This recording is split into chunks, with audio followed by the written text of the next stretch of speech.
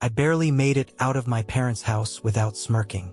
They had fallen for my bluff, which meant the sale was stalled, for now. But I knew them. The moment they realized I was lying, they'd come at me even harder. The next morning, I walked straight into the real estate agency. The receptionist barely glanced up. "I need to speak with Daniel Vaughn," I said, keeping my tone firm. She frowned. "Mr. Vaughn is busy.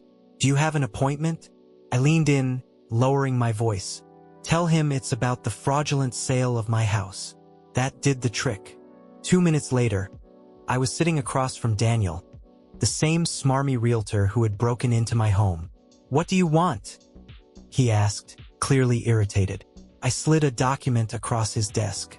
"This is a cease and desist letter from my lawyer. The sale of my house is officially frozen until we settle the ownership dispute." He barely glanced at it. "Your family has rights to the house." "Prove it." I pressed on. "You didn't even check the legitimacy of the title transfer, did you? If you go through with this sale and it turns out my family forged documents." I leaned back. "Guess who gets sued for damages?" "You have 24 hours to drop the listing," I said, "or I'll make sure you're buried in lawsuits." For a long moment he said nothing. Then he exhaled sharply. "Fine, I'll talk to your parents." I smirked. "You do that." That evening, I was barely home when my phone exploded with calls. First my mother, then my father, then Claire. I ignored them all. Then, finally, a text from my dad. "Get to the house." Now, I considered ignoring it, but I knew better. If I didn't face them, they'd find another way to screw me over. When I arrived, the tension was thick enough to cut with a knife. My parents sat on one couch, Claire on the other. All three of them were fuming. Mom started first. "How dare you threaten the realtor?" Dad was next. "You're embarrassing this family." Claire threw up her hands. "You lied to us." I crossed my arms. "Oh, you mean like how you tried to forge the deed and sell my house behind my back?" Dad's jaw tightened. "You don't deserve that house." I stepped closer. "And who does?" "Claire." My sister smirked. "Obviously." I laughed. Actually laughed. "You really think you can push me out of my own home? Legally, you don't have a leg to stand on." Mom's face darkened. "Maybe, but let's be honest, dear. Do you really want to go through all of this?" I tensed. "What does that mean?" She smiled, sickly sweet. "We can make your life hell. You know that." Dad nodded. "We have money. You don't. You might win in court, but it'll drain you. Is it really worth it?" Claire leaned forward, grinning. "So here's the deal. We'll drop the sale if you sign over half the house to me." I took a deep breath, then smiled. "You want my answer?" I picked up a glass from the table and smashed it against the floor. The sound echoed through the room. My mother gasped. My father flinched. Claire's smug grin vanished. I leaned in. "Go ahead. Make my life hell. Try to take my house. I dare you." I barely slept that night. My mind was racing, plans and contingencies running through my head at full speed. My family had thrown down the gauntlet, and I wasn't about to let them walk all over me. But now it was time to play dirty. My dirty. They wanted to drag me through the mud? Fine. But I had a weapon they didn't know about. The next morning, I dug out the old file my grandmother had left me. It was full of dusty documents, letters, and contracts. But somewhere in the middle, I found it. A clause in my grandmother's will that none of them knew about. It was a legal contingency. A condition that would automatically return the house to my name if anyone tried to sell or transfer it without my consent. My grandmother had been no fool. I had a meeting with Ryan that afternoon.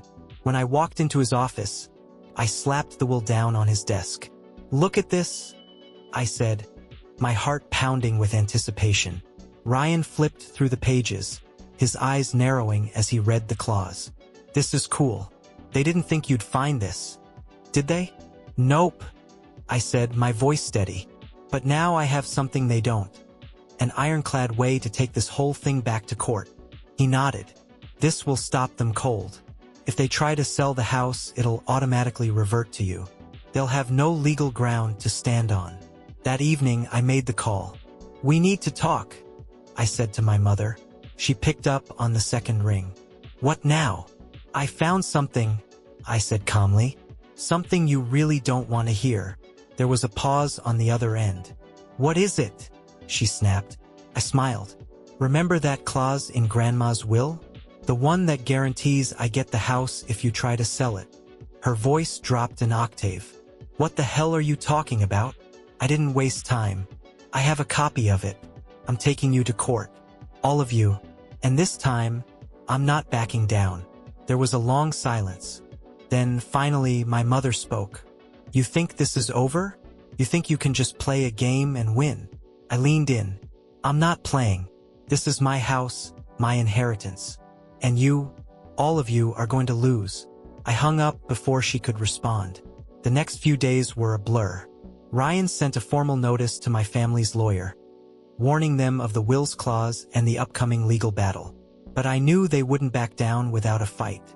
I kept my phone on silent, ignoring all the calls and messages from my parents. They were scrambling. They knew they were cornered. I was sitting in my living room, trying to take a break from the constant stress, when I heard a knock on the door. I opened it, and there stood Claire, looking absolutely livid. You think you've won? She sneered. I stepped back, not bothering to pretend I was surprised. No, but I'm about to. Claire pushed past me, stomping into the living room. Mom and Dad are pissed. You're not going to get away with this. I raised an eyebrow. Oh? What are you going to do about it? Call the cops? Because I already had the locks changed, and I'm legally in the clear. Claire shot me a venomous look. You think you're so clever, but you're wrong. I braced myself for the worst. What do you mean? Claire's lips curled into a smile. I found something. Something that'll change everything. What did you find? She leaned in, whispering coldly. Remember the buyer you think is a scammer? They were a scammer, but they're also a very powerful person. And I've got them on my side now. I stared at her, not quite understanding. What are you talking about? She smiled again, smugly. Let's just say, your little victory is about to come crashing down. You're going to wish you never crossed us. I stood there in silence for a long time, the weight of her words sinking in. What the hell had she done? I had no idea what Claire was talking about, but I had a feeling that the battle was about to get even uglier. Whatever she had planned, I wasn't going down without a fight. The next few days were tense. My phone rang constantly with messages from Claire, my parents, and even the mysterious buyer, who seemed to have emerged from nowhere. But I was careful, too careful to respond without thinking it through. There was something big coming, and I needed to figure out what Claire had found before it was too late. I drove straight to my grandmother's old lawyer's office. He had been the one to handle her estate, and he'd been the one who had given me the will when she passed. If anyone knew what Claire could be up to, it would be him. The office was dimly lit, and the air smelled faintly of leather and old paper. I sat across from Mr. Larson, a graying man in his late 70s, who looked at me over his glasses with a faint smile. I take it this isn't a social call? He said, setting down his pen. I shook my head. I need to know something. Something important. The buyer my family found. They're not just some random investor, are they? Mr. Larson leaned back in his chair. Interesting you bring that up. Why do you ask?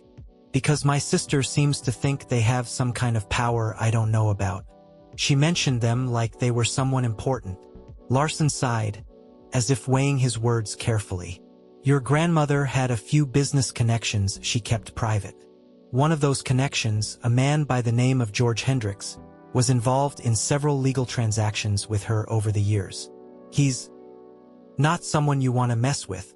He's a very wealthy businessman, a real estate mogul, and he's been in the game long enough to know how to make problems disappear. I felt like the ground had shifted beneath me. Wait, so Claire's working with him? Mr. Larson nodded. It's possible. If she's using Hendricks to pressure you, you're in for a fight like you've never seen before. I ran a hand through my hair, trying to process the new information. What I need to do? He folded his hands on the desk. You need to hit back hard. Go after Hendricks. He has too much at stake to risk any kind of public scandal. If you can find a way to expose him, either legally or through the media, you might just have the upper hand. This was bigger than I'd imagined. If Hendricks was involved, I was going to need more than just legal maneuvers to win. I needed a plan. The next morning, I got to work. I started with everything I knew about George Hendricks, his businesses, his connections, his history. I dug through public records, court documents, and any articles I could find. It didn't take long before I realized just how powerful this man was. He had a hand in so many shady deals that there was no way the public wouldn't take notice if his secrets came to light. I needed a way to make sure Hendricks would want to settle this quietly before it went public. So, I reached out to an old journalist friend, Olivia, who owed me a favor from back in the day when I helped her expose a corrupt politician. She was the best in the game when it came to digging up dirt. After I explained the situation, she was on board immediately. "I'll start digging into Hendricks," she said. "If there's one thing I know how to do, it's expose people like him. Trust me, he won't know what hit him." That night, I sat in my living room, going through the paperwork I had. I was on the edge of a breakthrough, but I knew that whatever came next would change everything. The battle was far from over, but I had one advantage now. I was playing the game on my terms. I didn't expect to hear from Claire again so soon, but she called me late that night, her voice sharp and cold. "Are you really going to do this?" she asked, her tone full of contempt. "What do you mean? You think you're going to outsmart us? That clause you think you found? It won't save you. Hendricks doesn't lose. And neither do we. I hope you're prepared for what's coming," she said, a cruel laugh in her voice. "You're not the only one who can fight dirty." She hung up before I could say anything else, leaving me staring at the screen. I couldn't shake the feeling that things were about to spiral out of control. Claire's words were a warning, but I was no stranger to pressure. If Hendricks thought he could intimidate me, he had another thing coming. The clock was ticking. If I was going to take him down, I needed to act fast. Olivia was my ace, but she was also meticulous. She needed time. I spent the next few days getting more intel, talking to people who had crossed paths with Hendricks, digging into court cases he'd been involved in, and researching everything I could about his companies. What I found only confirmed what I already suspected. Hendricks was dangerous. He had connections everywhere. Politicians, business tycoons, even people in law enforcement. He could make problems disappear with a few well-placed calls. But I also found a vulnerability. Hendricks had a history of shady dealings with a public-facing charity. A charity that was under investigation for misappropriating funds. No one had connected the dots between him and the charity, yet. I leaned back in my chair, the pieces starting to fall into place. If I could tie Hendricks to this scandal, it would destroy his reputation. And with his reputation in the gutter, there was no way he could keep going with this shady business deal. Olivia met me at a small cafe downtown, her eyes sharp, scanning the room before she sat down. I could see the determination in her face. She had been working around the clock to dig up dirt, and I knew she was ready to deliver. "I've got the goods," she said, sliding a file across the table. "Hendricks has a history of manipulating charities to funnel money into his own pockets. The guy's a mastermind at covering his tracks, but I've got witnesses who can tie him to the whole thing." I skimmed through the file.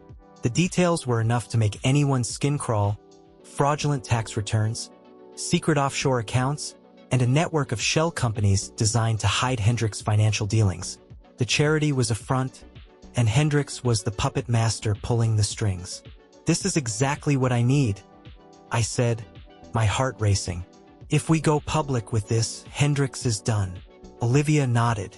"I've got a contact at a major news outlet who's been looking for a big story. If we leak this information to the press, it's going to blow up." "I'm ready," I said. "Let's do it." Olivia worked quickly.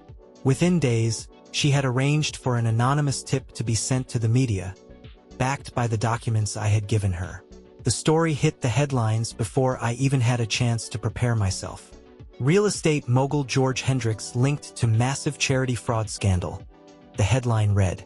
My phone was bombarded with messages, texts from my parents, calls from Claire, even a few reporters asking for a statement. "You need to watch the news," she said, her voice tense. I switched on the television just in time to catch a live interview with a reporter talking about the scandal. And there, on screen, was George Hendricks. His face twisted in anger as he tried to downplay the accusations. "This is nothing more than a smear campaign," Hendricks was saying, his voice trembling. "I have nothing to hide. The real criminals here are the ones who are trying to ruin my reputation." I watched in satisfaction as he squirmed. The pressure was mounting. He was cornered, but I knew better than to think he would back down just yet. It didn't take long for Hendricks to retaliate.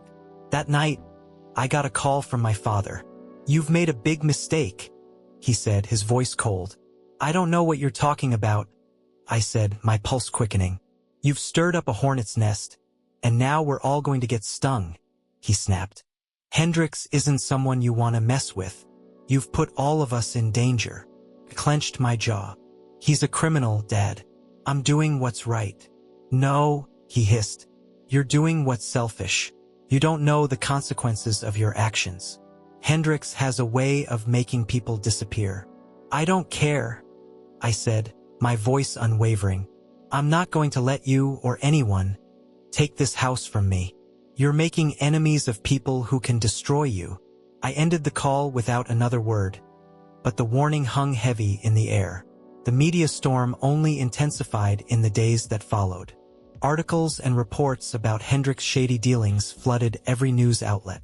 The public pressure was mounting. People started to ask questions, and the more they dug, the worse it got for Hendricks. And then, a breakthrough. A whistleblower from the charity came forward, confirming everything. Hendricks' involvement was undeniable. Within a week, Hendricks was under investigation. His empire was starting to crumble. The legal pressure was relentless, and soon he would be forced to cut ties with my family. As the media frenzy continued to expose Hendricks, I thought I was on the verge of victory. The pressure was too much for him to handle, and the walls were closing in. But the unexpected happened when I got a call late one night. It wasn't from Olivia or even my parents. It was from someone I had least expected to hear from.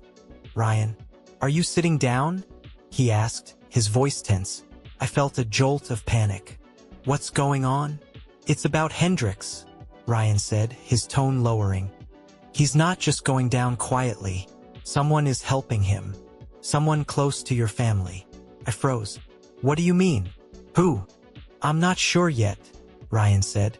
"But someone from your family's inner circle is feeding him information, giving him a way out of this mess. And that's why he hasn't crumbled yet." I gripped the phone tightly. My heart was pounding. Who would do that? Who could be helping him? Ryan paused for a long moment. "I think it's your mother."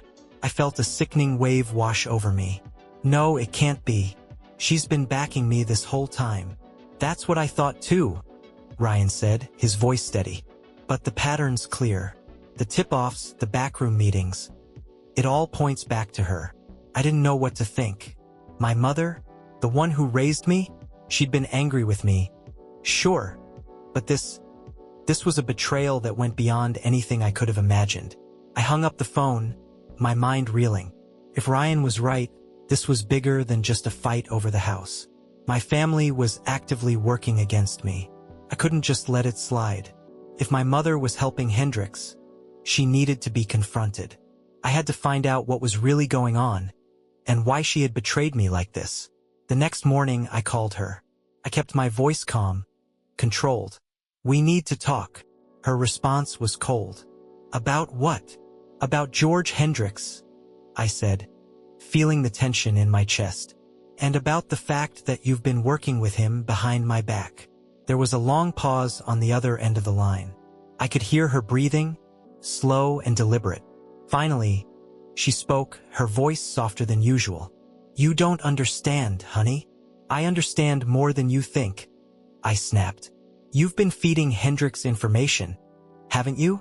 You've been helping him shut me down." My mother sighed heavily. "You're wrong. You have no idea what's really at stake here." "Then explain it to me," I demanded. "Because from where I'm standing, it looks like you've sided with the enemy."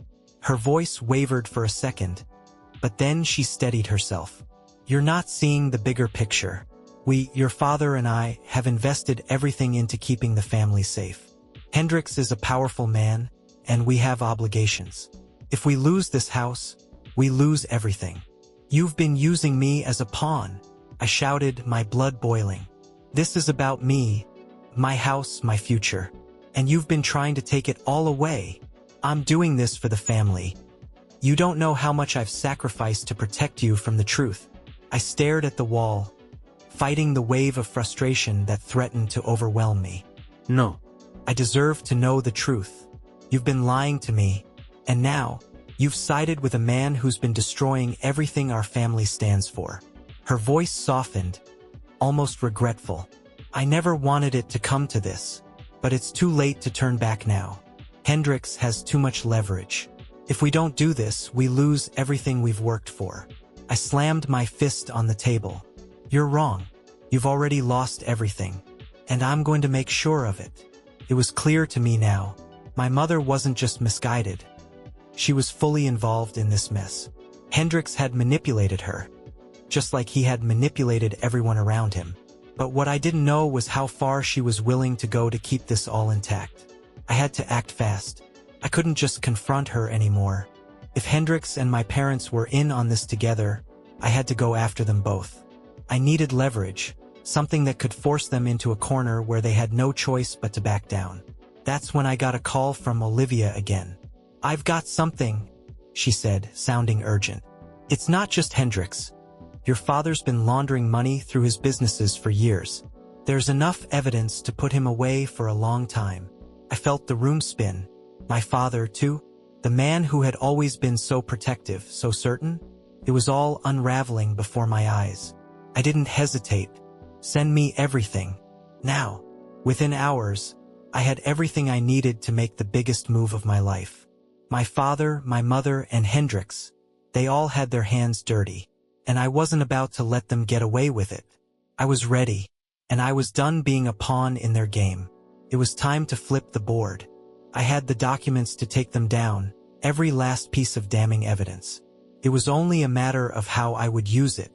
The media was already on my side, and now, with the truth about my father's involvement, there was no way Hendrix could escape the fallout.